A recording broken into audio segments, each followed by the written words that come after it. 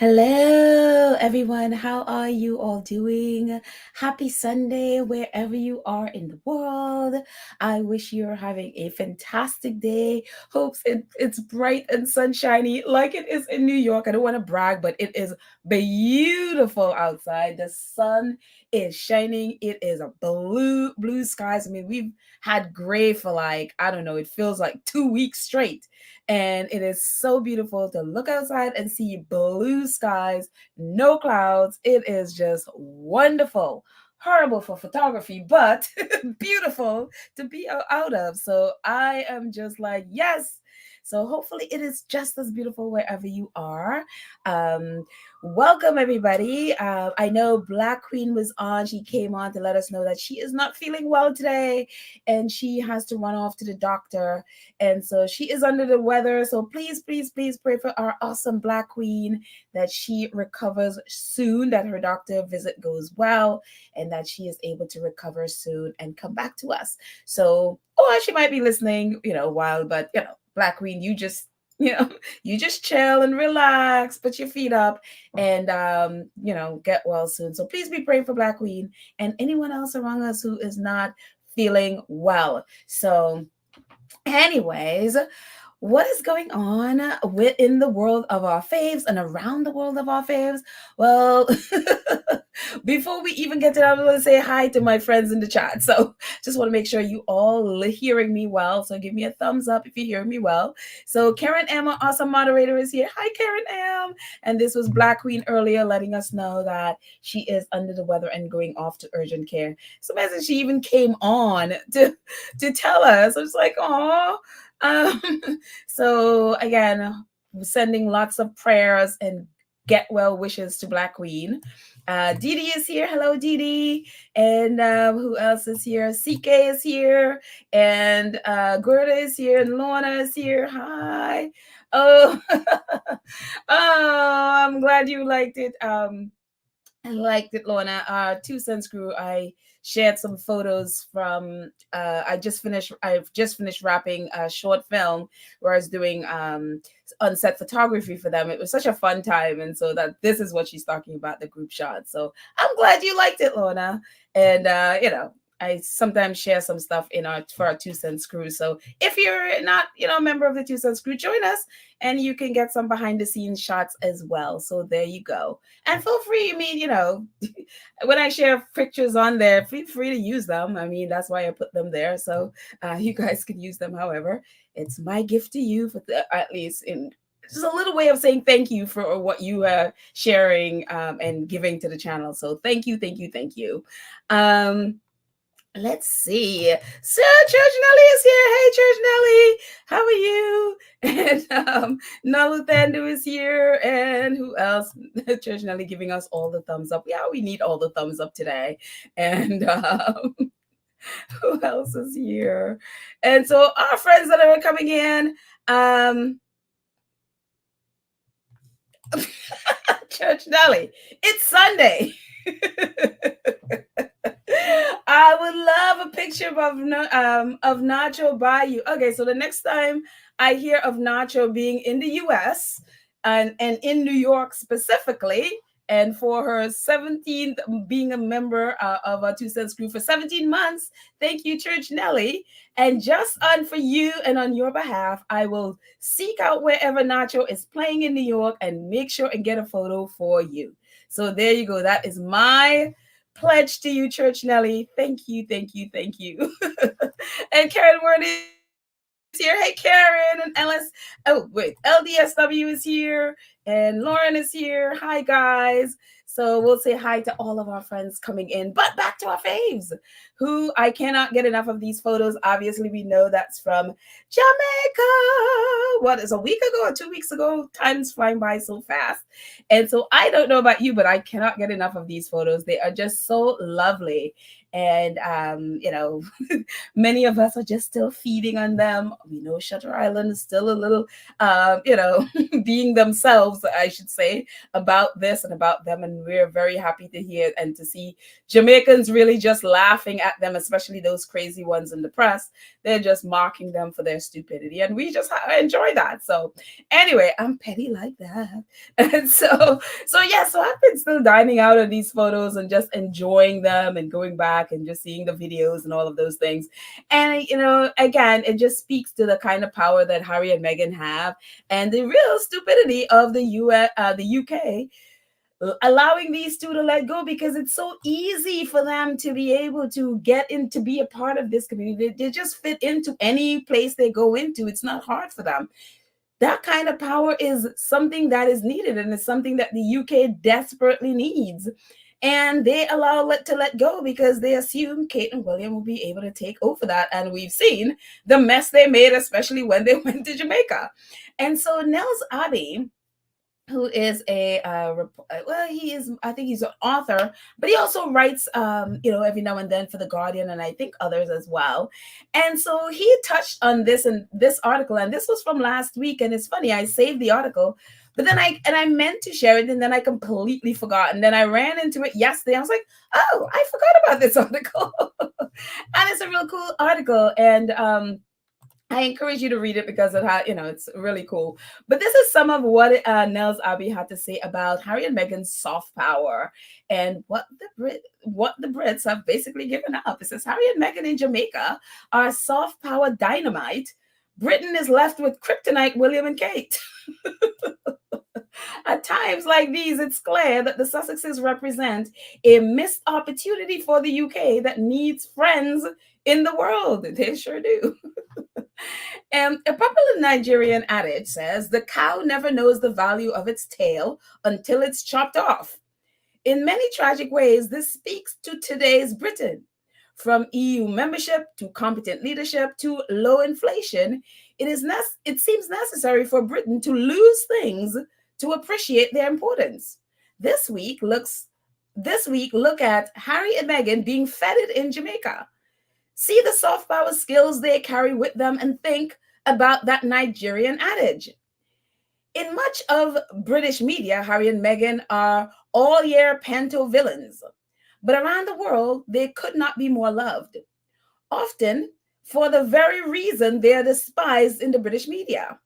They are soft power we could have enjoyed with increasingly dominant, increasingly self-confident, non-white world, especially the Commonwealth.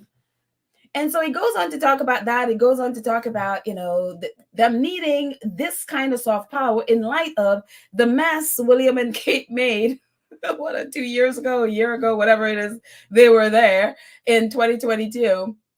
Actually, and the mess they made in Jamaica and the rest of the Caribbean. And also, I think it was David Cameron who was there in especially Jamaica and made a complete mess of the whole thing with, when he went there, and instead of talking about reparations and all of that, he basically told Jamaica to suck it up, and that the only money that they're basically going to give them is money to build a prison. Don't ask. He did. And so in 2012, Prince Harry, obviously, we remember Prince Harry was in Jamaica, and was fantastic. And you can see a couple of pictures there with him and Usain Bolt, with him and the then Prime Minister of Jamaica, especially that hug that they gave that seemed like it beamed around the world. And I mean, the British press couldn't stop me with the effusive praise of Prince Harry on that trip, especially the Daily Mail. Yes, the same one that is attacking him for everything right now. I mean, they were effusive. They even claimed nobody else could have done what Harry did in Jamaica. This is what they said, and then so the article picks up down here. It says Britain understood Harry's value and soft power in 2012. So what changed? Harry fell in love with and married a Black woman. Yes, that is what changed. That could have been a boom for this country here and abroad. Instead, it's a might have been. And what might have been to our reputational benefit is what has been happening in Jamaica. The UK headlines and sour grapes tell you one thing: we messed up and we know it.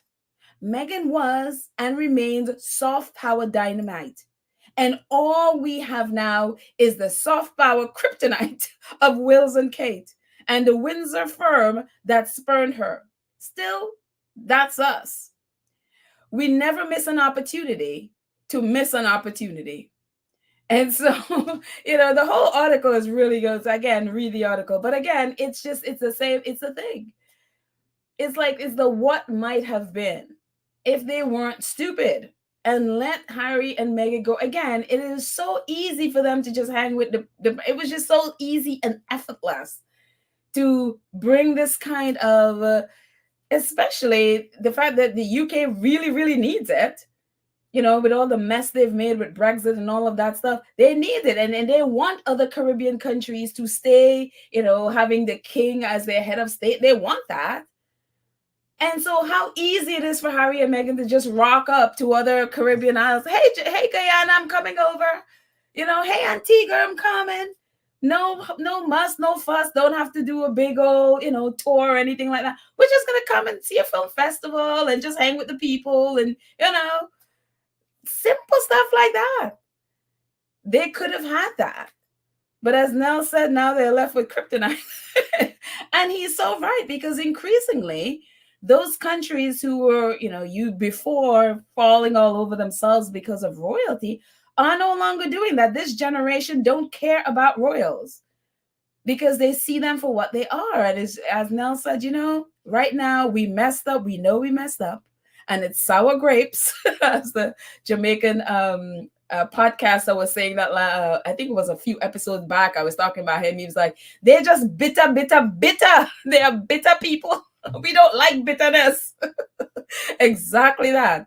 It is sour grapes, and they know they're messed up, and they can't admit that they're messed up. So instead of admitting that they messed up with allowing Harry and Meghan to go, they decide, oh, let's try to attack them and make it their fault about everything. When the whole thing is like, this is the missed opportunity. They miss Harry and Meghan. They miss this. And so instead of admitting it, not that Harry and Meghan are going to go back to that mess anyway, who would want to? But at least it'll make them more credible than the nonsense they're doing now, that everything Harry and Meghan does, they are attacking.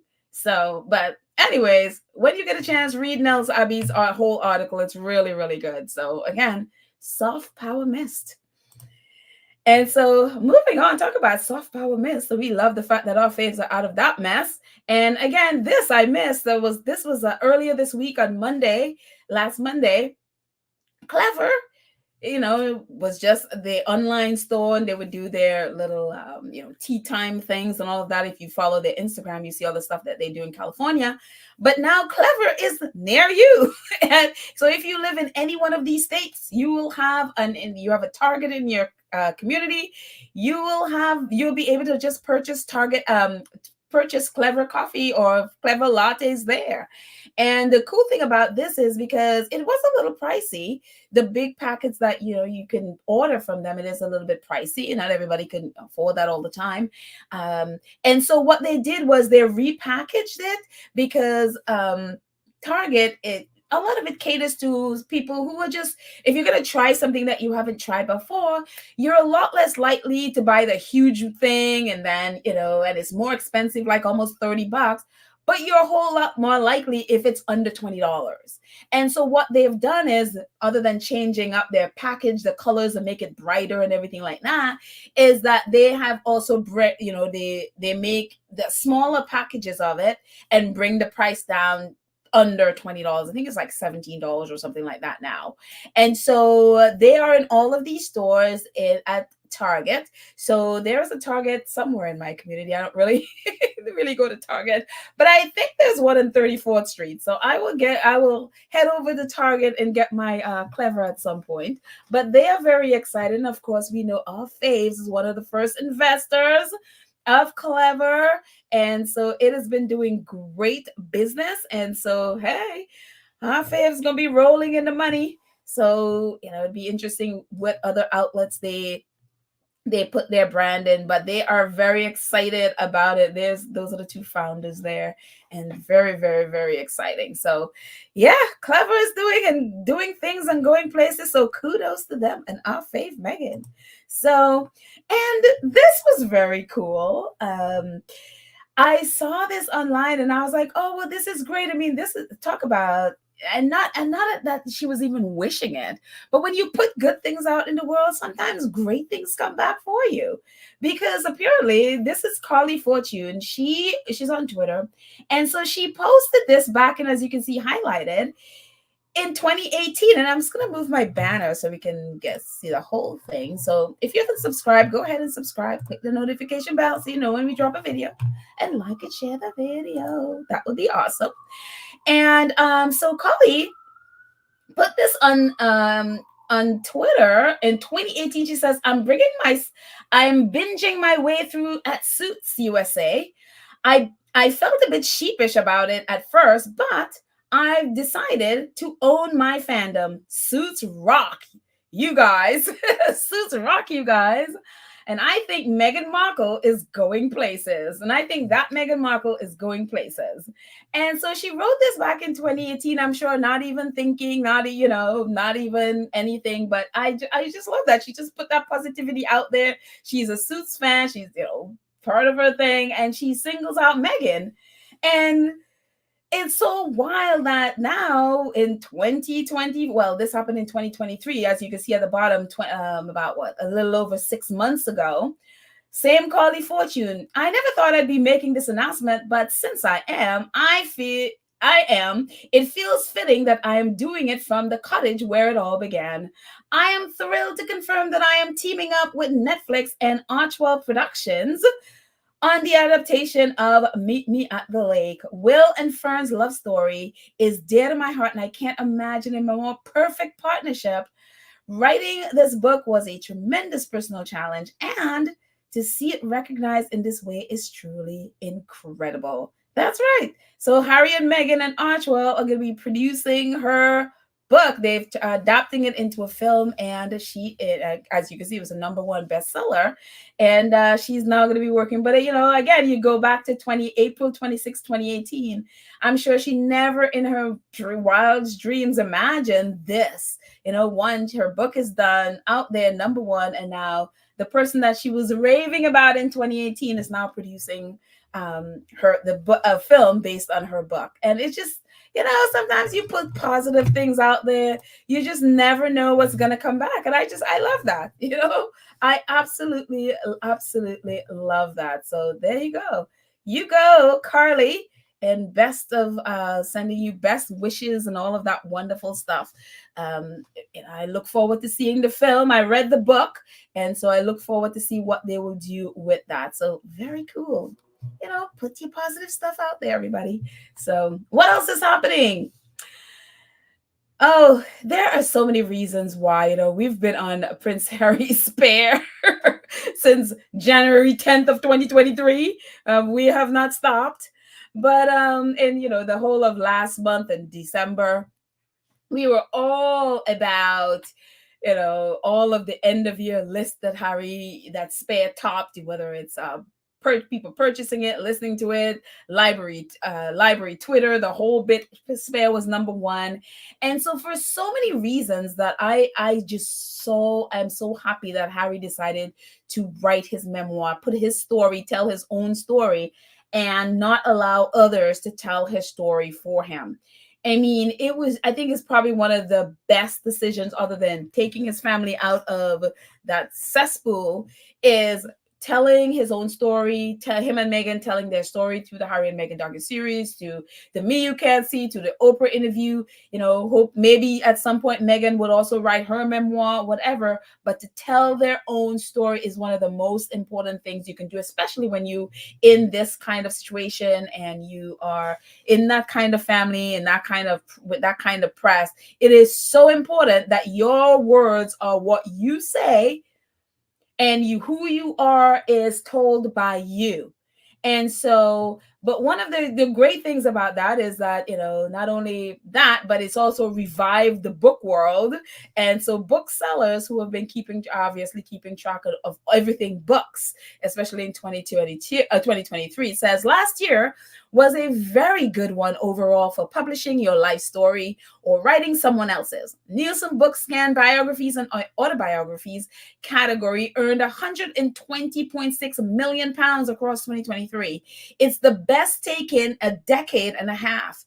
Prince Harry's Spare from Bantam, of course, led the way, shifting 10.1 million pounds and becoming the third best-selling memoir in value terms since accurate records began. It accounted for 99% of subcategory autobiography royalty sales.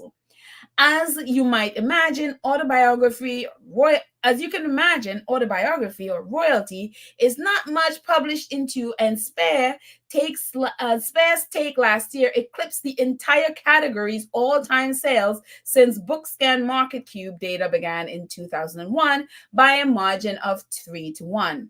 In fact, Hazza outsold the rest of autobiography, Royal Historic TCM sales in Spare's first week of publication.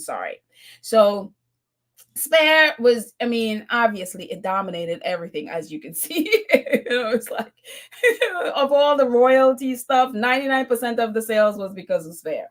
And so, you think of all those other royal biographers and others who put out book as like, yeah, right. Anyways, so that's important. Spare just, it just brought the entire book world. The sales was amazing. So I'm happy about this. But I think for me, again, the most important reason why I really loved and really, really think it was the best thing Harry did was because of stuff like this. And we talked about stuff like this before with that other biographer saying all this stuff about the Queen, especially about the Queen hating Lilibet, hating the fact that Harry and Meghan chose Lilibet as their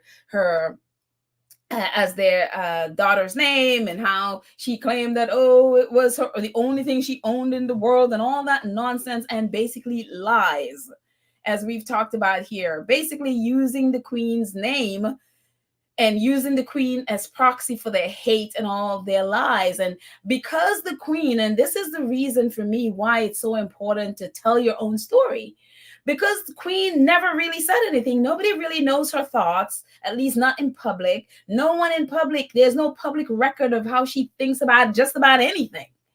And so people can just put whatever their feelings are about something onto the Queen. And nobody can really verify it because no one really knows what she thinks. She has never allowed someone, or she's never spoken or told her story.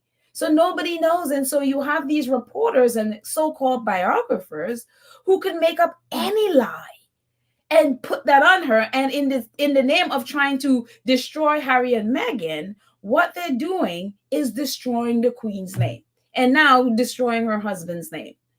And it's so sad. I'm not here for Queen Betty. You know my feelings about her, and especially with colonization and all of that stuff. I'm not here for her. But it irks me because, one, she is dead. She can't speak for herself. She can't refute any of those things. And a lot of these people just waited until she died to be saying all this stuff. And then again, part of me is also too, because I was raised by my grandmother, and even though I'm not here for Queen Betty, I hate to see people just destroy someone's name based on their own lies.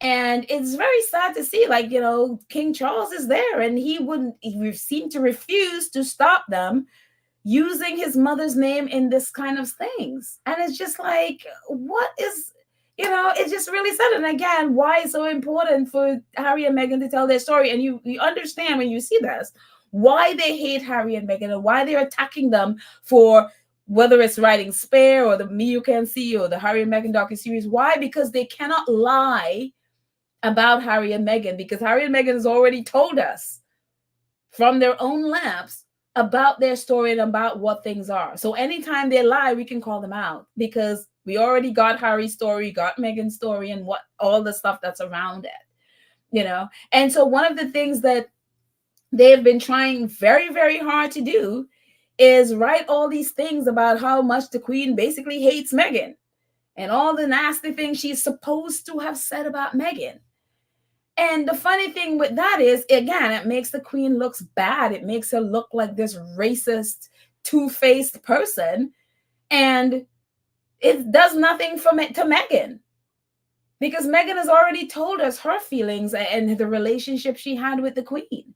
You know, and part of that is in the Oprah Winfrey interview, Meghan talks about her love for the Queen, and this is people back then reporting on what Meghan said about her, you know, her and the Queen. It says Meghan Markle says the Queen has always been wonderful to me, and in the Oprah interview, and it goes on to say, these are just little clips from the article. It says it's hard for people to distinguish the two, and is talking about distinguish between the family business and the royal family. It says it's hard for people to distinguish the two because it's a family business. There's the family, and then there are people who are running the institution. These are two separate things, and it's important to be able to compartmentalize that, because the Queen, for example, has always been wonderful to me, Meghan told Oprah. I mean, we had our first engagement together. She asked me to join her, and I was on the train. And she said, referencing a royal outing with Queen Elizabeth just weeks after her royal wedding. And Meghan goes on to say, and we have breakfast together that morning, and she gave me a beautiful gift, and I just really loved being in her company. And I remember we were in the car, and she gave me this beautiful pearl earrings and a matching necklace. And we were in the car going between engagements, she shared, and she had a blanket that sat across her knee for warmth, and it was chilly, and she was like, Meghan, come on, and she put it over my knees as well. And it made me think of my grandmother, where she's always been warm and inviting and really welcoming. And we've seen that throughout time. I mean, it doesn't matter what I think about Queen Betty, but Meghan and Harry have always maintained that. And obviously, this is the reference of Meghan is talking about. When Meghan talked about that, all of a sudden, this video popped up of the event with the Queen actually sharing the blanket with Meghan.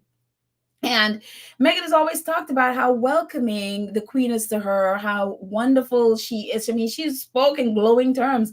I mean, I remember even when the Queen died and Meghan gave this very deep curtsy to her. She just really respected her. We remember the time when Harry and Meghan, you know, just before the Invictus at, I think it was before the Hague, when they, you know, just sort of sneakily snuck into to Windsor Castle to visit the Queen, and nobody knew. And they had this really wonderful relationship. And so she's always, when she's spoken about the Queen, spoke so lovingly about her in ways that I'm like, that's the Queen, you know, but that's the relationship she had with her. She had a really wonderful relationship. So it's really sad to see people try to claim that the Queen is either saying all these nasty things about Meghan, or just, you know, slapping her down for this. I mean, that is not the relationship that Meghan had with the Queen. And so it's very hard because to see that they're doing this in an effort to destroy Meghan, but what they're ending up doing is making the Queen look horrible. And not only that, they've started on Prince Philip as well. Old Prince Phil, I call him. And, you know, we remember with Harry doing this segment for The Late Show with James Corbin. What's his last name? James Corden. That's right, James Corden. And Harry, you know, they were having tea and talking about his grandmother and his grandfather, and talking about when I think it was for Christmas, when the Queen asked them what Archie would want, and Meghan said that he would want a waffle maker, and the Queen sent them a waffle maker for Archie, and Harry was talking about how Meghan makes him waffles and all of that stuff. And he was speaking lovingly about his grandfather Zooming with him, and then Prince Philip not really knowing how to shut off Zoom, and he just like slaps down the He just like closes the laptop, and it was just really the way how they speak about them, and what we understand even with Meghan and her relationship with Prince Philip has always been very, very warm, very loving, it seems. And there they are, obviously, when baby Archie was presented to the world, and this beautiful photo was with them.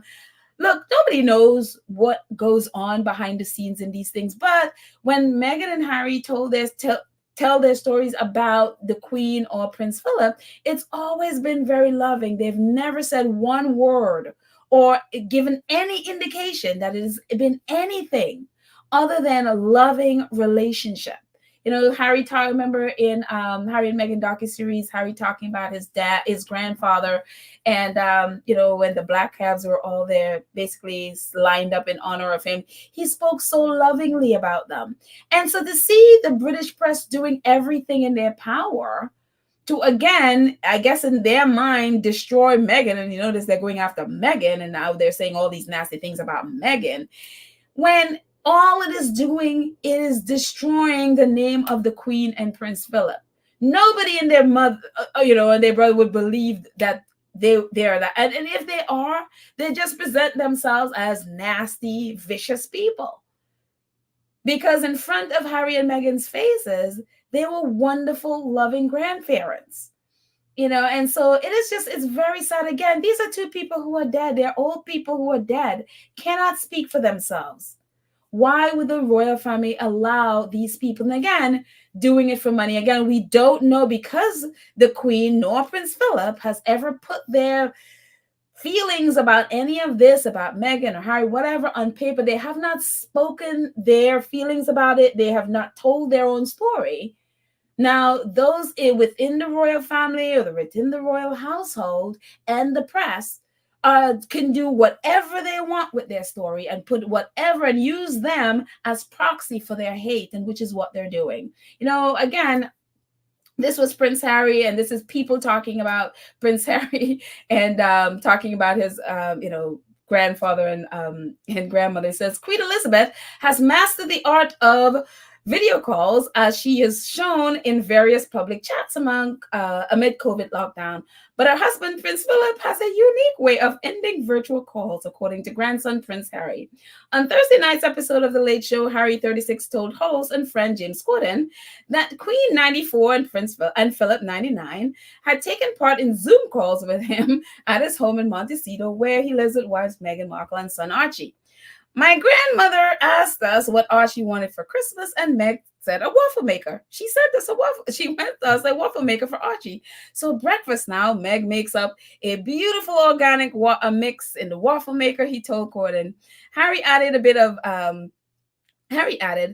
yogurt, bit of jam on top. I don't know if that's the right thing to do. Bit of berries, maybe honey. Source previously told people that Harry and Corden have been friends for years and had a great time, a lot of joking around and laughter.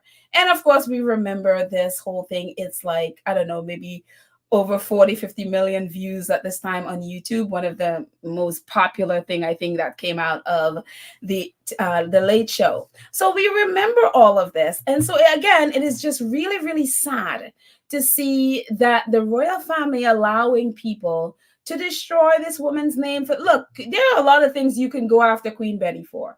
There are a lot of things you can go after Prince Philip for. Yes, we all know his racist behavior in the past. We all know that. We all know what, that Queen, the Queen, I mean, gosh, so you can call her the colonizer queen. You can, all of those things you can knock her for. There is no evidence, and I mean zero evidence, that either one of them has treated Meghan in any way other than honorable, loving, and welcoming.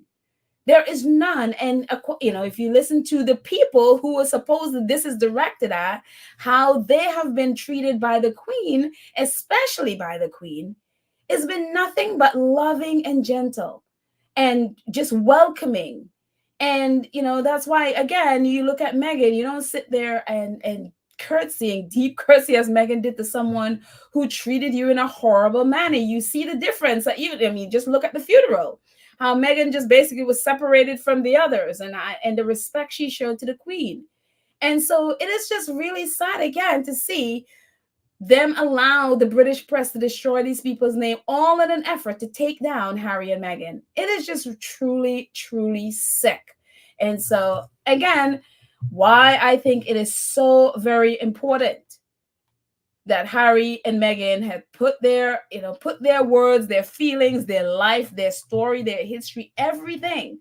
Because when Archie and Lily grow up, they're going to be seeing the British press narrative out there. And if Harry and Meghan had not put their story down on paper and put it on all forms of media, then all they would have left is what the British press says. And we know what the British press is saying. And so you look back at all the things that, whether it's Princess Diana or the Duke and Duchess of Windsor back in the day, and all the things that was written about them, because we don't really have their story per se, it is just like, who knows what the truth is, because of all the lies that those in the British press tells. And it's very, very, it's sickening. It is absolutely sickening. And again, kudos to Harry and Meghan. I look forward to the day that maybe Meghan wants to do whether it's an autobiography or memoir, however she wants to do it. I look forward to the day if she ever chooses to do that as well. Just put your story on all forms of media, because at some point somebody is going to want to censor something. So yeah. But it's just, whatever you think of Queen Betty, I just felt like, and I think probably part of it too is like, I was raised by my grandmother. So stuff like this is a little irritating to see them do this to an elderly person who is dead and can't speak up for themselves. So yeah.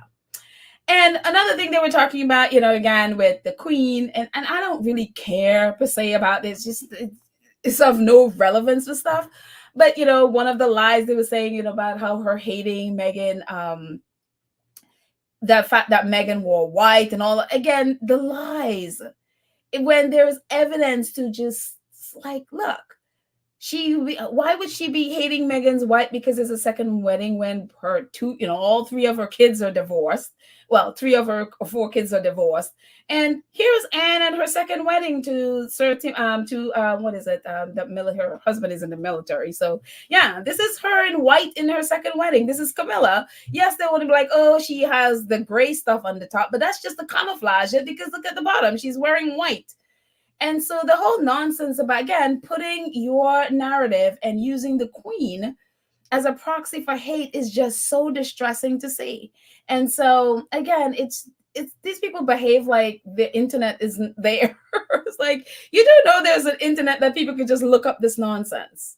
So, again, I'm really, and again, it could just be me. Other people may not even care about this stuff. And again, when you've been around your whole life around the elderly, stuff like this, when you're discrediting people or lying on elderly people, or especially when the person is dead, to put your hate on someone is just so wrong and gross. And then to see her children, again, I always talk about King Charles. I don't believe for a minute this man ever respected his mother. For him to sit there and allow the very people, especially his biographers, to do this to his mother and father, it's just, we all know what he thought about her because he wrote that book with Jonathan Dimbleby, really trashing them. And so, but they're dead, so why not speak up and just, this is on the, hello. So yeah, it's really, really sad. And again, in an effort to attack the Sussexes, they're discrediting the Queen and basically trashing her name. So anyways, moving on from this crazy stuff. I was sending you a chat. Oh, hello there, Faith. How are you? I see you there. Let's see. Before I move on, I'll just jump in the chat. Maybe you guys don't even care about this, and maybe it's just me. It's just something that I just felt like that's just why. Coco Ambrose says many divorcees married into the British royal family who also wore white to their second wedding, but the British royal family and their minions always want to make a dig at Meghan. And that's the thing. This whole thing is to make a dig at her, but then it ends up making the Queen look horrible. And the more and more, and in the grand scheme of things, it may not, but what they're right about the queen, it's gonna pass down, because we could still go back and read what they wrote about, Diana from way back in the day. The next generation, because they don't have a book or memoir or anything like that from the queen herself, they will believe that stuff because there's nothing else to counter it. And so it stuff like this, even though it seems small, it serves to chip away at who at her reputation and her character. So yeah. um Tashman says, hello, Kim Beaches. Exactly. Harry and Meghan know what type of relationship they had with her, and that is more important than the media, who weren't privileged to that relationship. Exactly. Exactly. And I'm glad they shared what their relationship was with her. Let's see who else is talking about it. V. Thomas says it's just wrong, Petal. Not a favorite of Betty, but not right to badmouth the dead. Exactly. Exactly. That's kind of how I feel about it. MDMR 2005. Oh, I don't think I've seen you here before, but welcome. Hi. Said that this is the same playbook Charles and Camilla used after the Diana's death. Now his mother to tarnish her reputation so they can compete. And yeah, I mean, that would be the only reason I would think that he would allow this, so people to keep, because a lot of people basically, some people really do worship the queen, so it's almost like they're allowing her name to be tarnished to, so that way his could be elevated, which is so sick. Which is basically what they're doing to Harry and Meghan. They're trying to destroy their name so that they don't, so that they're not elevated above them. It's crazy. It is absolutely crazy. Kim Peaches says, hello, Kim says, fellow women who had children and divorced shouldn't wear white on number 2. Meghan had no children and could wear white on number 2 marriage if she wants to. My thing with all of this stuff with white is, who made these rules and then decided other people have to follow these rules about what color you wear at a wedding, whether it's white or not. I just find this, this whole thing, and this is not about you, Kim. I've always felt this with this, who should wear white and you shouldn't wear white in a second. Says who? Says who? Who made these rules? And a lot of times we have these rules, and when you go back to the original of why they made this in the first place, it has nothing to do with what people are talking about now, And so it just, this whole notion of what women should be wearing on their wedding is ridiculous. Absolutely ridiculous. And if a woman has 10 children and has been married 10 times and want to wear white, wear the white. It's your man, it's your wedding. You wear what you want. I don't buy, and also too, because I am very not a traditional person, so I don't buy into any of this nonsense in the first place. But I just find it so offensive to try to tell someone what color they should be wearing on their own wedding. Like, who made these rules and then decided that every woman should have to follow this nonsense? It's absolutely ridiculous. So, and again, this is not about you, Kim. This has just been always my thinking. So thank you for your comment. Oh, God. Maverick said, in that case, Camilla should have worn scumpound green. I don't even know what that is, but green, okay. So Claudia Sim says they're really tarnishing the queen's name. Yeah, they're definitely going all out to tarnish her name, all in the name of trying to attack her, Meghan especially. And it's just like, Lorna says that is the same nonsense about white after Labor Day. Well, Meghan blew that out of the water. I didn't never heard about the white after Labor Day. What is that all about? So, let's see. Rhonda says, those are man-made rules. I put them in the bucket with walking under the ladder is bad luck. I do too. I mean, it's all nonsense. It's just like, look, if you don't want to wear white, that's your business. You do not have the right to put that on somebody else. So anyways, and who's to say who is pure and who's not? I mean, this whole thing is so stupid. Terry said it's a woman's choice. Exactly. It's crazy this. Camilla wants to wear her white and under which she wore. She just camouflaged it with gray, but underneath that gray is the white. So, hello. So let's see. Fatih said the Queen asked Meghan to choose a tiara that complements how Meghan's face was for the tiara. So that story is nonsense. I know it's totally nonsense. And the thing about it is, it's what the press is. They are advertising it and all of that stuff. The good thing with all of these books is people are not buying it, so their books are flopping. So, which is good.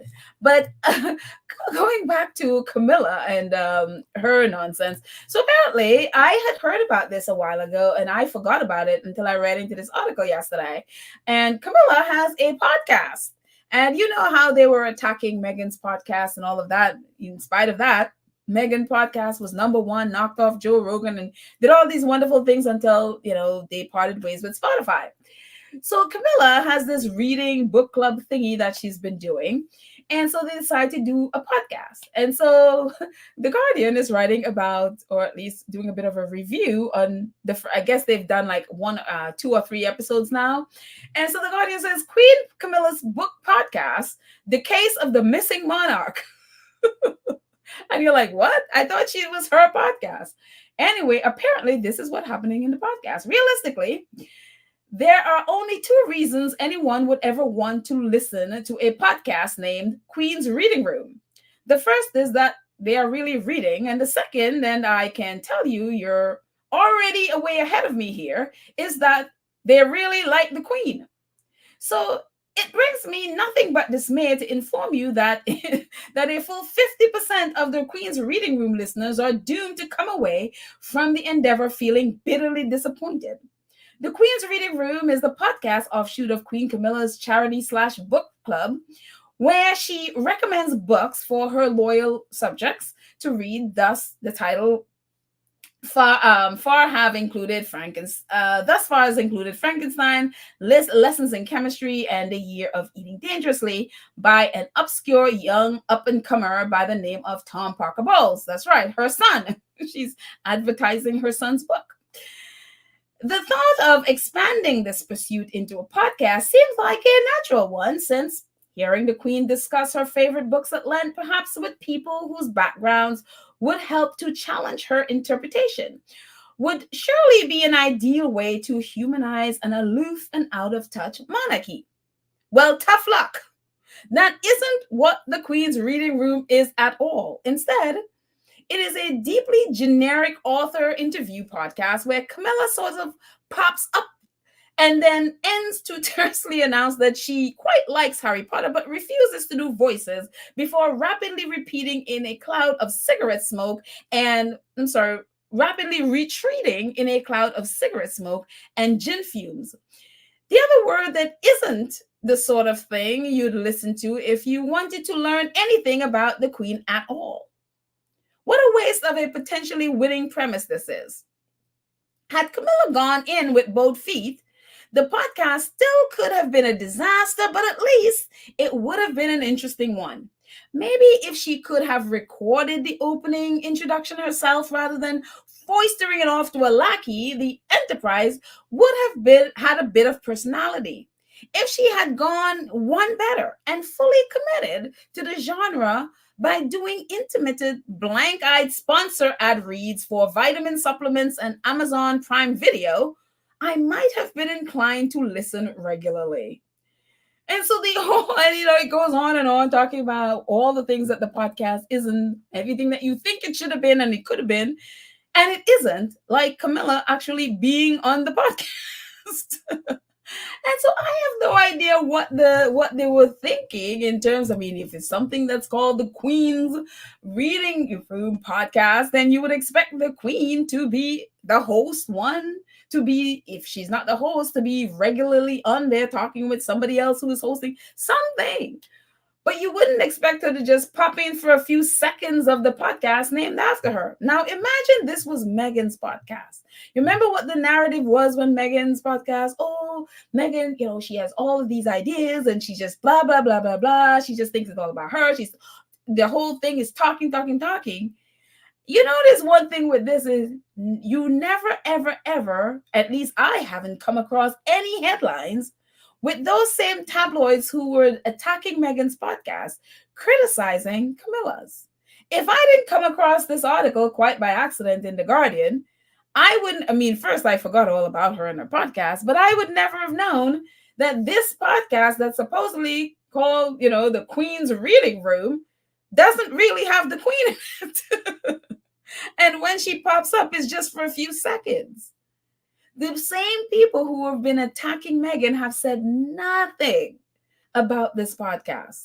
Have said nothing about how apparently it's very dull, very boring.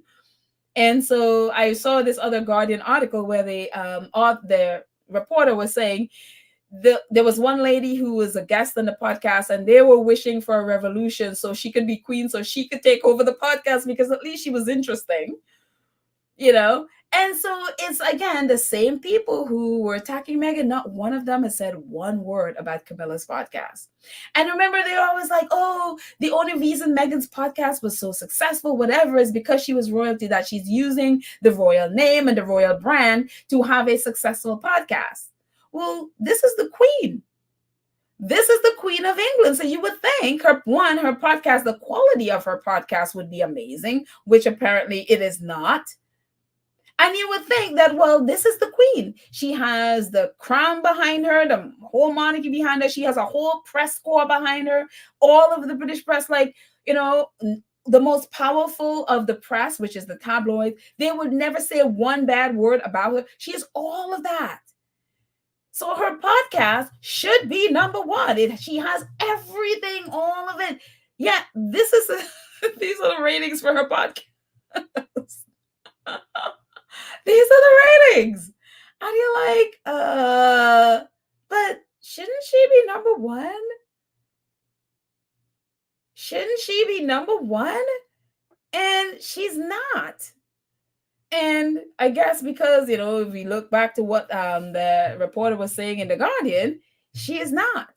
And if Meghan, if the royal connection was what got her to where she is and made her podcast successful, then why isn't Camilla's? Camilla is the actual queen. She has the power of the monarchy. She has all the press. She has all of that. And here are the ratings for her podcast. Unbelievable. And it's so funny, Chartable, I don't know what happened. Chartable is that I was on there. Thank you to K. Ross Levy and Josephine for posting this, because I don't know what happened to Chartable. I couldn't pull it up. It wasn't opening. So maybe it was some kind of a technical difficulty with Chartable yesterday. So thank you, Josephine and K. Ross Levy, for posting this. Because I wanted to go in there and get the latest yesterday on her ranking, but this isn't good. And nobody in the British press is going to bring this up, and nobody's going to come and bring up the fact that there is the Queen of England, the Queen of the UK, and and this is the ratings for her podcast. Nobody's going to bring that up. So only squaddies, of course. So unbelievable. Absolutely unbelievable. And it says Meghan wanted to modernize the royal family and introduce more technology, but because they were stuck in the 19th century and traditions, they did not want any advice from Meghan. Meghan showed up the firm. And it's so funny, Anne, because in some ways I think her presence would have modernized it and the way she does stuff. But I don't think, and even Harry talked about it, where people were saying, oh, they're trying to change the monarchy. He even said, no, we're not. The way they worked was different.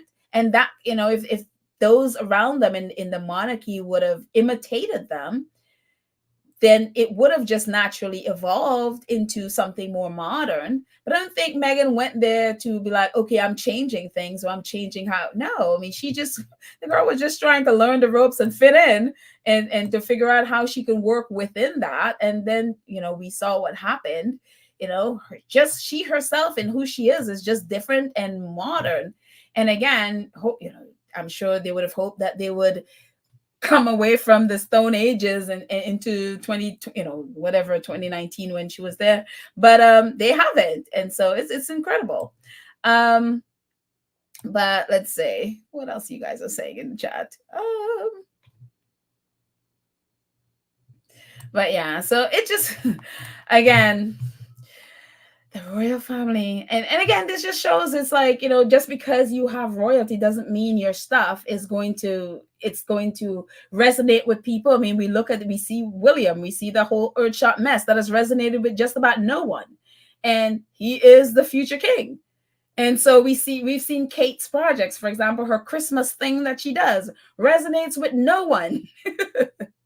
And she is the future queen. So again, if being attached to the monarchy, if the HRH was the thing, if your connection to the royalty, then these people, everything they do should be number one. It should be up there. But yet it isn't. And the two people who left, their work is the one that's, is resonating and people are watching. So very interesting. Anyway, moving away from that mess, talk about Meghan's work. Suits, the spinoff, is going to be happening. That is in the works. It is now, NBC is now optioned they have, optioned I guess the first installment of it. So it's very exciting. I don't think, at least we don't know yet, if any of the old cast members are going to be any part of it, or if they're going to just kind of come in and make guest appearances on it. We don't know, but Variety has a little bit about it. It says Suits spinoff Suits LA has landed a pilot order at NBC Universal. Production is I'm sorry, the Suits, I'll just read that again. The Suits spinoff, Suits LA, has landed a pilot order at NBC Universal. Production is scheduled to start late March next month in Vancouver. That is fast. I mean, they were really working on this behind the scenes. That is amazing. The new iteration will follow Ted Black, a former federal prosecutor from New York who has reinvented himself representing the most powerful clients in Los Angeles. His firm is at a crisis point, of course, and in order to survive, he must embrace a role he held in contempt his entire career. Ted is surrounded by a stellar group of characters who test their loyalties to both Ted and each other while they can't help but mix their personal and professional lives. All of this is going on while events from years ago slowly unravel that led Ted to leave behind everything and everyone he loved reads the log line. So it's going to be very interesting to see if any of these pop up. I don't think Meghan is. I was kind of hoping, honestly, Meghan would be one of the producers of it or something. I don't know. Maybe she could be. I don't know. We haven't heard anything. And so also we haven't heard if any of the old cast members will pop in and out of this show at some point. We don't know. And this lady, Victoria Mahoney at the top there, apparently she is going to be the director. I'm assuming she's going to be the director of the pilot. I don't know if that means she's going to be the director for the series. Who knows? We'll see as it goes along. But so far, NBC got the spinoff. So, hey, of course, obviously they'll get first dibs because they're the ones that produce Suits. So there you go. So we shall see how exciting it's going to be. So yeah, it will be very interesting. So kudos, Suits. And finally, Meghan Harry. I'm telling you, Netflix is really, really promoting this film. This is a short film. This is what is an 18-minute short film, and they are really putting it out there. There are 2 billboards of the after. Meghan Harry posted it, and it's just like, it is amazing. Obviously, it's Academy Award nominee. So they are really advertising. I was like, you go, Meghan. I mean, what short film do you see have these big billboards around? I haven't seen one. Maybe there are, and I just haven't noticed. But I've never seen a billboard for a short film before. So I'm just like, you go. And of course, it has David Oyelowo. So you want to definitely be, putting it up there. So it's very exciting. So kudos, Meghan. That is very, very cool. So anyway, that's all I got. I'm going to stay in the chat and see what you guys are all saying. And so let's see. Trisha says, with respect to the other cast members of Suits, the only way people will watch a reboot is if Meghan is in the cast. True, very true. But maybe they'll watch it in hope that one day she'll pop in. That could be the thing too, because we don't know. We don't know if any of the cast members, but I would think they would want to keep that connection because again, you want to have something that's the bridge. You know what I mean? Instead of throwing a whole new cast there that nobody knows, you want to build a bridge so that people will walk over. It's kind of like you hold their hand and cross the bridge into the new, right? So it would only help the series if they have one or two or three whatever of the old cast being that bridge from the old fan club into the new. It will only help the new, but to just go cold turkey on the old cast I think would be a mistake. And so, but maybe just the name Suits would would be it. But I think if I were the producers, director, whatever, I would want that bridge because it can't but help the series. So because people get attached to their favorite characters, and that characters could walk them into the new series and leave them there. So yeah, there you go.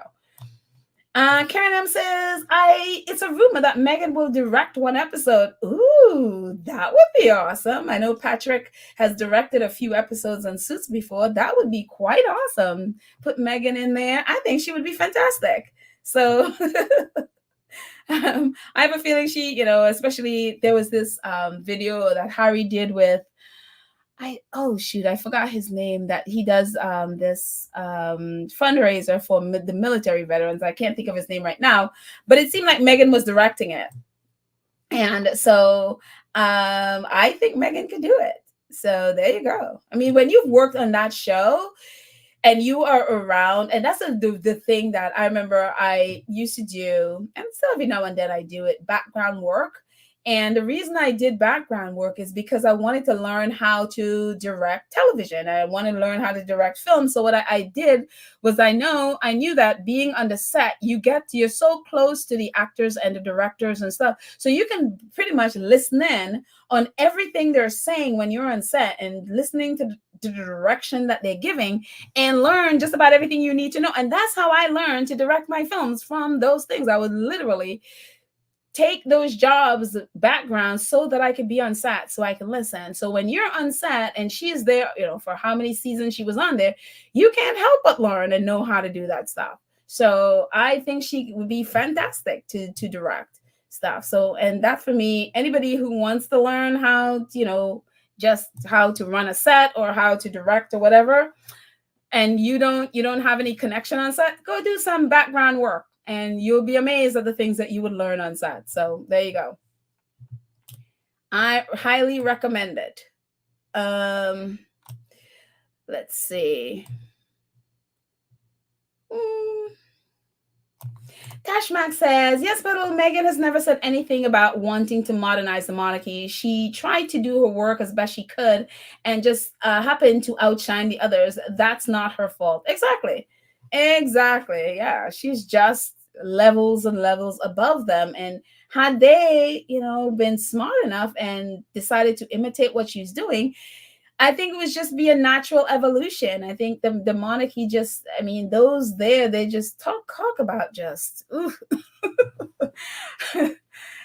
Noel says, you don't miss what is it? They don't miss the tail until, you doesn't miss the tail until they lose it. It's kind of exactly that. It's like if they had just imitated what she was doing, they could have naturally evolved. They wouldn't have to worry about, we need to modernize. They would have just modernized because it's a different way of doing things. So let's see. Lana says, this is let's throw everything at the wall and copy Meghan. Now Camilla realizes that podcasting meant work. She just rubber stamped her name to it. No work, the royal family and all their projects will fail. And that's the thing. It's just with stuff like this, because I remember when this whole thing happened with Netflix and Meghan, one of the lying narrative out there was that, oh, Meghan didn't write her own show, that it was just the producers that were written, which was completely false. And until I think one of the producers had to get on Twitter and just, it's like, no, that is false, that is not true at all. And so, and that she didn't film her, she didn't do her own interviews and all of that stuff. And it was this whole big drama that Meghan, basically they wanted to paint her as lazy, and that she didn't do any of the work. It was the producers that did all of the work. And then here you have a situation where Camilla's name is the one on this thing. It's her podcast. And yet she literally just popped in for a few seconds into the podcast. And nobody has said a word about it. Nobody has called her lazy. Nobody has claimed that the producers is the one who did it. This is a situation where that is literally the case, where the producers are the ones that actually put this whole thing together. And Camilla had nothing to do with any of it. Yet she has gotten no complaint. No one criticizing her other than these couple of Guardian articles. And they weren't even really criticizing her per se. They're just saying, look, no, this is just doesn't work. And nobody has really criticized her ethics or any of those things yet. Meghan, who literally wrote her show and was there and was interviewing people, was condemned for, that she wasn't doing her own show. It is just really sick.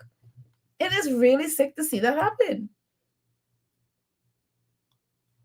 And that's, again, is why I'm so happy all of this stuff is, we don't have to rely on, say, the British press for things, that it's there, we see it. And Harry and Meghan, one of the things, people are saying now that Netflix have said that Harry and Meghan, they're doing a movie, they're also doing scripted and non-scripted series as well. Some people are like, oh my gosh, you're going to be doing Harry and Meghan part 2. I hope they do. I do hope that one of them is, part 2 of the Harry and Meghan docuseries, so we see where they've come. And I hope that they include what happened with Spotify. I hope they include just her work with archetypes. They including what Spotify did and why they parted ways. I hope they include what happened in May with the paparazzi in New York. There's so many things that people, and that it's false. There's so many things that people have said about them that it's completely false. So I hope that a part 2 would include those things. I don't know. That's just me. Maybe maybe it has nothing to do with any of this stuff, and whatever unscripted stuff they're doing has, some other documentary thing. But I would be up for Harry and Meghan part 2. So that's just me. But let's see what else you guys are saying. Scrolling down. Wait, Lydia's here? Hey, where's Lydia? I didn't see her. Lydia, where you be, child? Where you be? And Lewis says, she's talking to Tash Mag, Meghan has life experience in many areas and technology experience. Meghan had TIG and the podcast none of the individuals working in the royal family even considered. But since she left, royal family upgrade cosplay. Yeah. They are, they're criticizing her, and then they're all trying to be her and failing miserably. So there you go. Let's see. And then doing everything in their power to try to destroy both her and Harry. Just in case you didn't see it, in our community page, I posted another update for the African parks. They put out the first update, or the first rebut for the accusations against them, from the press. And then so they did more research about what's going on, and so they put out another another press release about what's happening, what they're doing, and all of that stuff. So it's in our community page. It's a little bit of a read, but take a minute, and if you'd like to read.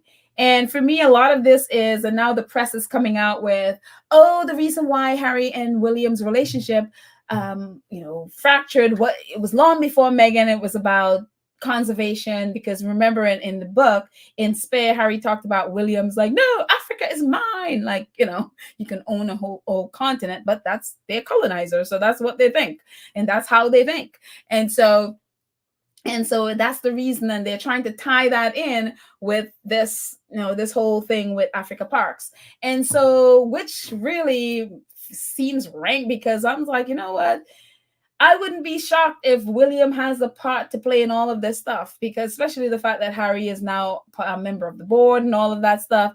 We know what William, and I'm not saying he did, but I wouldn't be surprised. I wouldn't be surprised if all of this is to knock down Harry, to elevate his, you know, his mess. So there you go. I wouldn't be surprised at all. Because anything to elevate Earthshot mess. So Lydia, here you are. Happy Sunday to you, my friend. I'm so happy you're here. I'm so happy you're here. So oh, Alice, thank you so much. The Queen's Reading Room is born. Oh, so you watched it. Okay. I haven't watched it. So I was just going by the press. I saw a little clip of it and I was like, okay. But the little clip I saw had Camilla, so I guess the rest of it was not. She wasn't there. But thank you so much for your donation. I appreciate it, and I guess you you took the hit for all of us. So I will just take what you say. I don't think the rest of us are going to go braver, be brave enough to sit there and listen to a boring podcast. Look, I have a podcast too, so I am not going to be knocking hers, and so, but yeah, again, it's hard. It's hard work. Anybody who does a podcast, it is hard work, and it could take up your whole day. And sometimes the technical, oh goodness, this happened to me. I think it's the third time it happened to me. The last episode I did the whole recording of it. It was so exciting because I had to run off to a shoot and did it. And I was like, great. And when I get there, I'm going to post it and all of that stuff. I went to hit the end button, end recording, and realized I didn't hit the record button. So none of this, so it didn't record. And I wanted to scream because I was so short on time, did not have time to re-record. I had to do it the next day. Because it is hard. And this happened to me once before. I think it was when Pamela and I were doing it together. We recorded I want to say almost a 2 hour, it was probably an hour and a half to 2 hour podcast. And it was long. And when we were done and we were about to hit, end it, we realized we never hit the record button. And so we had to do the whole thing over. It was painful in every way. So it is hard. You have this stuff like this happen, or you record the whole thing and the sound is bad. And so it is really hard work. You can spend your entire day recording and editing. If you're editing stuff, it is a lot. So I understand the trauma of podcasting. But if you're going to be attacking Meghan, then you should have the same energy for this, because she doesn't have any excuse. She has no excuse. So there you go. But thank you, Alice. What do you totally agree? I don't know what you're referring to. Tell me, Paul, what do you agree with? So thank you for agreeing. So, and so Meghan is no longer. So Meghan no longer is blamed for Harry and William's debacle. The story changes year on year. I know, right? When are they going to have William give a live statement on his wife's progress to quell the rumors? Of course, all of this is to hide and to distract from whatever is going on with that mess, which I am not even going to talk about her situation anymore. If she ever wants to talk about it in the future, that's on her. But yeah, all of this nonsense. I mean, every year there's another reason. But again, the reason why I'm happy that Harry wrote his book is we already know from Spare that they didn't have a good relationship even when Harry was like 10 years old, whatever. They never had a real great relationship. And so this whole oh my gosh, they were together and they were just no, it's all false. So they're just, picking, and it's like, oh, this is the reason, and that is the reason, and that is the reason. And we all knew that it had nothing to do with Meghan, but it's just, yeah. They just need a narrative and they just need to make money, so they write stuff. So there you go. Let's see. Michelle says, in a group interview with Harry and Meghan, HWNK, Meghan only wanted to work behind the scenes for the charities given to her and Harry. The British media focused on her and demonized her because of the jealous family. Exactly. This is exactly it. It's like you the one that put the spotlight on her and then blamed her because the royal family is jealous. And then they blamed her because of what the media did. Meghan had nothing to do. She just wanted to do the stuff. She was just there to roll up her sleeve and work. That's all the girl wanted to do. And so they put her in the spotlight and then demonized her. She walked away. They still demonized her. It's like, unbelievable. And yes, we're all praying for Black Queen. Thank you, Lorna. Let's see. Nutty Doctor says the best thing that happened to H&M is that they left the UK for Montecito. I cannot agree with you more. I cannot agree with you more. That is the best thing they have done, is to walk away, because who wants to be in that mess? So Karen said, hi, Karen. Karen says maybe they move Prince Harry from president of African Parks to board member because they, who were making an issue about Prince Harry being the president. Could be. Could be. I don't know what the reasoning is why he moved, but, hey, could be. With all of this stuff, I wouldn't be surprised at anything that the royal family do, because it's like whatever it is to knock Harry and Meghan down, they will do it. Anything to knock them down, because in their mind, if you knock them down, that means you're elevating William and Charles and the rest of them. And that's just not, maybe that happened in the past when people didn't have all this information readily available to them, but it doesn't happen today because we can see it for what it is and call it out. So knocking them down, even doing what they, using the Queen and old Prince Phil and all of that stuff to try to knock down Meghan, it only reflecting badly on the Queen. It's only reflecting badly on old Prince Phil. And it speaks to the people who are writing these things. And it speaks to their hatred. It does nothing to Harry and Meghan, because no one is thinking about Harry and Meghan differently because of some lie. Maybe they're the Rangers who believe their stupidity, but no right-thinking person would believe that kind of nonsense. And again, that is why it's so important that you put your own thoughts into words, that people know how you think and you believe and what you believe in. Because then we can always look at your own words. And that's why they also hated Princess Diana, because we know what she thought. We know what she thought about the whole thing. Why? Because she did her interviews. It's in a book, it's in interviews, she did all of those things to make sure that her words, and even with all of that, they're still trying to distort things. So imagine what they're going to be saying and putting in the Queen's mouth going forward. They will say all kinds of lies about her and claim, oh, that's what the Queen has said, or that's what she's doing. So again, I'm not here for Queen Betty, but I hate to see them use older people like this. It's really sick. Cookies and Cream, 11 months. Thank you so much. Oh, she's like, thank you, Facts and 2 Cents, for all you do. Thank you, Cookies and Cream, and for just being an awesome moderator. Thank you for just, gosh, what would we do without our awesome moderators? Thank you, Cookies and Cream. Let's see. Khadija says, I'm glad Harry and Meghan hasn't made any public comments on Kate and Charles. Oh, absolutely. And I'm hoping never will.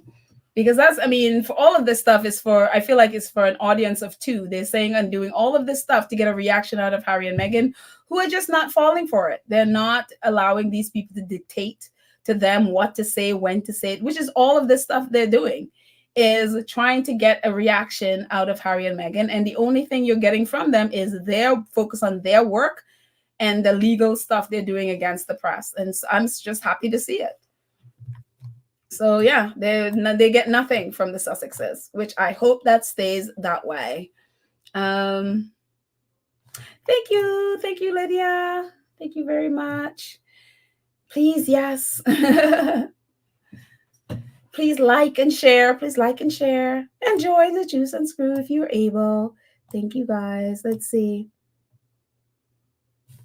Paul Child says, "Fellow you and squaddies, you guys always make my weekends feel better. Love you guys, and the Sussexes are the best." Oh, well, I'm just happy to hear that. I'm happy that the Sussexes and all that's going on with them make your weekend. So that's awesome. Thank you, Paul. You made us too, made ours as well. So there you go.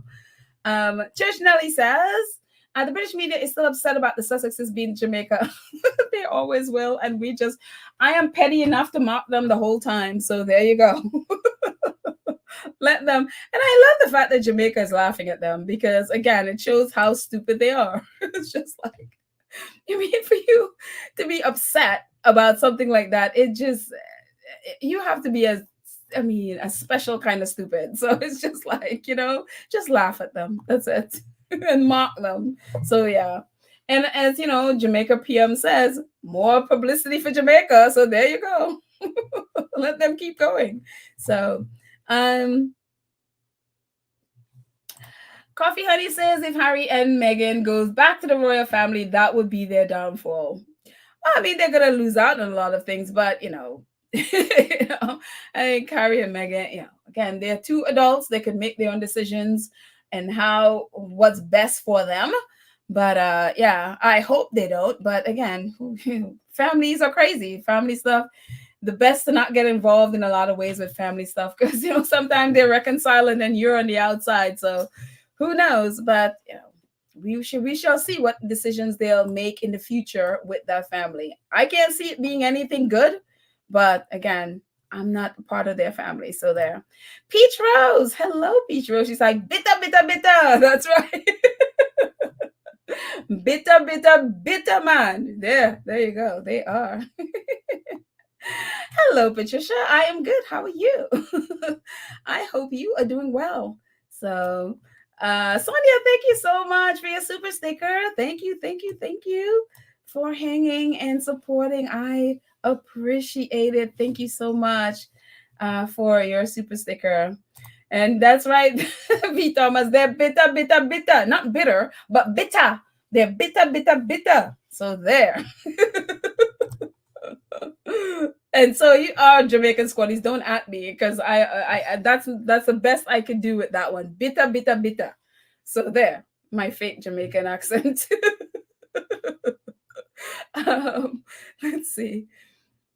Rafaela says, yes, traditionally, Daly allowed himself to math in their pocket of a trip to Jamaica. The trip paid for by Paramount. I'm not sure I understand what you're saying. I guess somebody was in Harry and Meghan's pocket again, which they always are. So there you go. Wouldn't be the first, would not be the last. So a couple more before we end. Tashmak, yes, we are all praying for Black Queen that she gets better very, very, very quickly. So yeah. Let's see. Michelle says, in my humble opinion, Harry and Meghan will never be knocked down. They are doing good for millions of people globally. They are protected by God, and it is God who has sent them on a mission of good. There you go, Mashar. There you go. And I think that it's very important to realize that Harry and Meghan are not focused on the stuff that is going on in Shutter Island. I'm sure that, their team keeps an eye on it, just to see if there's any legal stuff that they need to take care of and all of that stuff. But their focus is clearly on what they're doing. And if they keep focused on what they're doing, because they will say whatever they want to for the rest of their days. They will say whatever they want to. As long as they keep focused on what they're doing, they'll be perfectly, perfectly fine. So there. And they're doing good.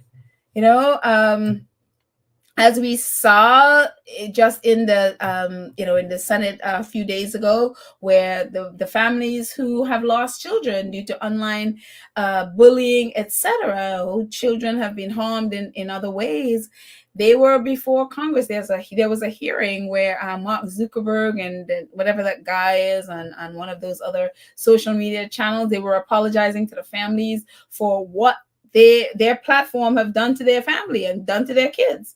And so let's hope more and more and more they'll have these things to hold these people accountable for the vileness that is on these platforms. So Harry and Meghan are out there doing good. And even with those good, the British press are going to keep being what they are. They're going to keep being nasty. They're going to, attack even stuff like that they've been attacking. So at some point, you're just going to have to leave people to be their nasty self and just not focus on them. And you go your merry way, which Harry and Meghan have done. So it's really, really great to see. So, yeah. Let's see.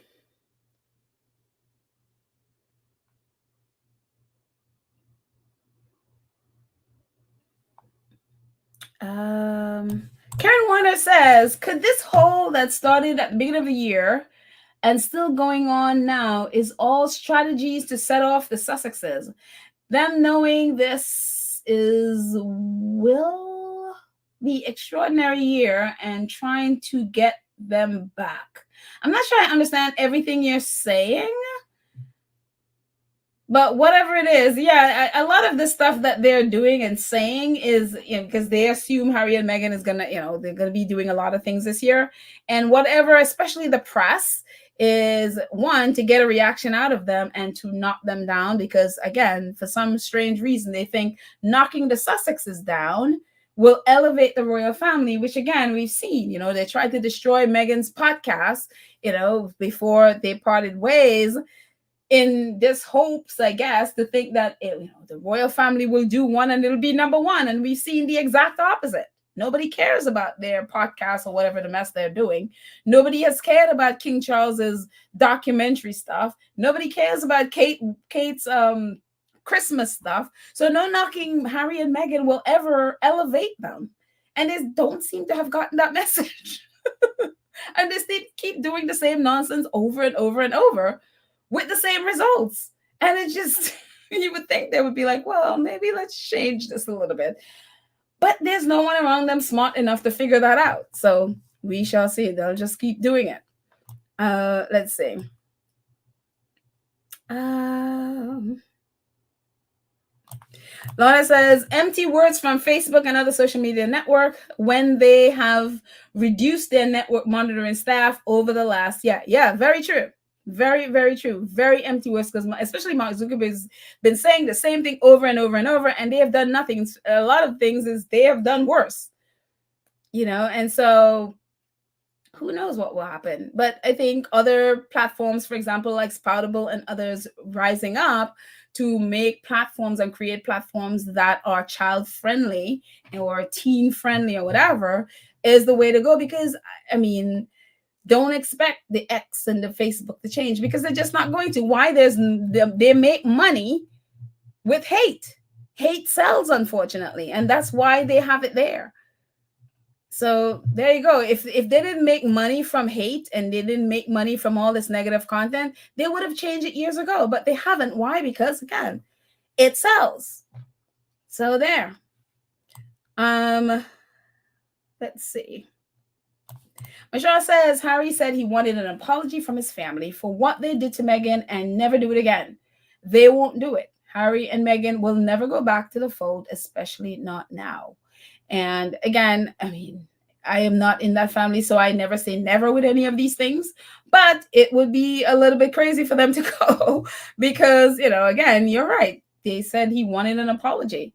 And yeah, but again, as we've mentioned before, white supremacists, they don't ever expect apology from white supremacists. They never will apologize. They will gaslight you until they're blue in the face. They will never apologize for any of those things, ever. So don't ever expect them to apologize. And they will never apologize. So, and I think that's why Harry said, he even got to a point where he said, you know what? Who cares anymore? He realizes that they're not going to apologize for it. They're not going to take ownership for their actions. Just look around. Any person, any white supremacist, they will never, ever, ever, ever, ever apologize for what they have done. Ever.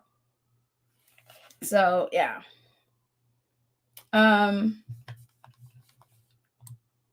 Let's see.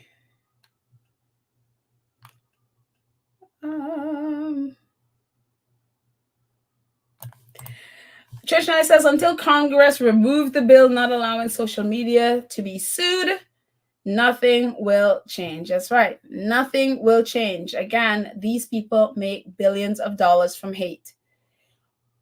It will only stop when they stop profiting from hate. So we need to stop. I mean, the reason they profit from hate is why? Because hate is consumed by who? The consumers.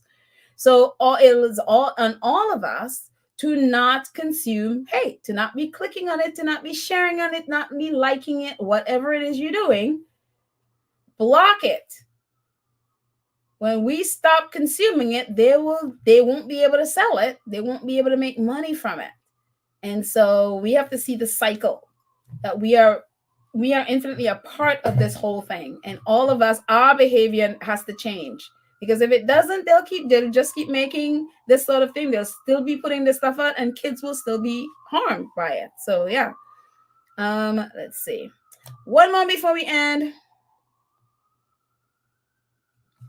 Anne Lewis says there were more done to Meghan and Harry. There are more done to Meghan that Harry did not put everything in the book.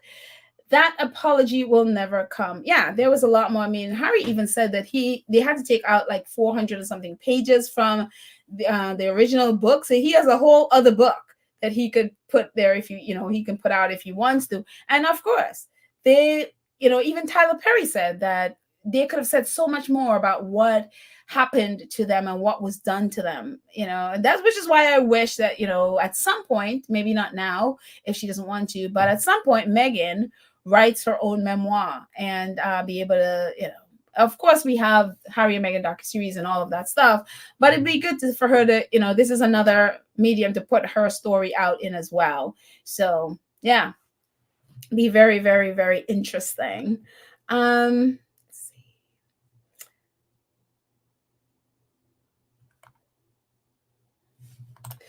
Joseph Brenner says, why would the Sussexes want to return to that smothering gilded cage? I know, right? Why would anybody want to even think? Harry already said, when Anderson Cooper specifically asked him, is there any reason you want to go back to be full-time in the royal family? He says no.